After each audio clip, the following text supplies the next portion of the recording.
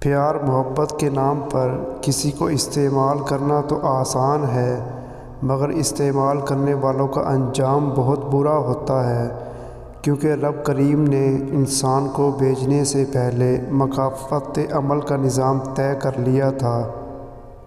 کبھی کبھی کسی چیز کی قدر اور احساس کے لیے ضروری ہوتا ہے کہ کچھ دیر اس کے بغیر رہ جائے۔ لوگوں سے امیدیں نہ لگاؤ، اپنا خیال آپ رکھو، زندگی تمہاری ہے، دوسروں کی نہیں۔ حقیقت تو یہ ہے کہ رشتہ چاہے 1 سال کا ہو یا 10 سال کا، ٹوٹنے میں ایک پل نہیں لگتا۔ حقیقی سکون تب حاصل ہوتا ہے جب انسان تنہائی کے اندر اپنے رب سے باتیں کرتا ہے۔ لوگوں کی حقیقت یہ بھی ہے کہ جب گرمیاں چلی جاتی ہیں، لوگ سایہ دار درختوں کو بھول ہی جاتے ہیں۔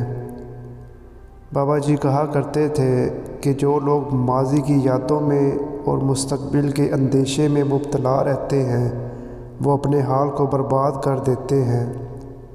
ایک مان ہی ہوتا ہے جو ہم کو کسی بہت اپنے پر ہوتا ہے، اگر وہ ہمارا مان توڑ دے تو پھر ہم ایسے ٹوٹتے ہیں کہ دوبارہ جڑنا ہی مشکل ہو جاتا ہے۔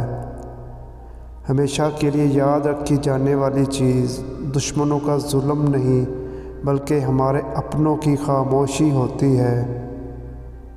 آہستہ سے چلنا اور اپنی منزل تک پہنچ جانا دوڑنے اور راستے میں رہ جانے سے کہیں بہتر ہے۔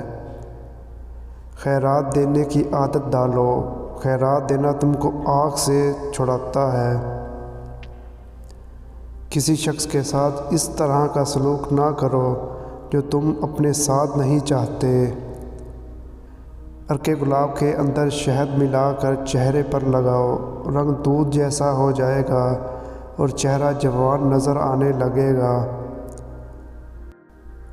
سوچ چھوٹی ہو تو ہر موقع پر مشکل نظر آتی ہے، اور سوچ بڑی ہو تو ہر مشکل کا حل نظر آتا ہے۔